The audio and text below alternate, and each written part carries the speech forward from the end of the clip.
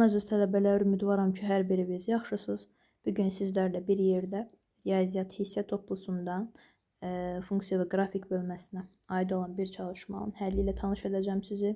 Gəlin başlayaq. Deməli, deyir ki, təsvir olunmuş düz xətt hansı funksiyanın qrafikidir? Burada şərtə əsasən görürük ki, bizə A3 nöqtəsini verib.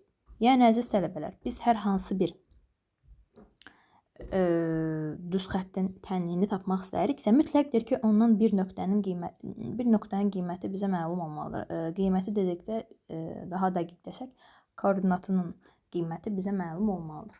Burada görürük ki, A3 3-dür. Deməli, biz x-in yerinə 3 qoysaq, y-i də 3 almalıyıq. Bu o deməkdir. Gəlin indi bütün variantları yoxlayaq, görək hansında x-ə 3 qoysaq, y-i də həmçinin 3 alırıq. A variantına baxaq. Y bərabərdir -3. Aha, -3 olur da A variantında x-in yerinə 3 qoyanda. Amma biz 3 tapmalıydıq. Deməli, A bizə uyğun cavab deyil. Belə bir xətt çəkək. B da y bərabərdir x üstəgəl 3. X-in yerinə 3 qoysam, y bərabərdir olacaq, belə deyək də, y bərabərdir olacaq 3 plus 3 bərabərdir 6-ya. 3 olmalıydı. B də ödəmədi. S-da da x-in yerinə 3 qoysam, y 9 olacaq, ödəməyəcək.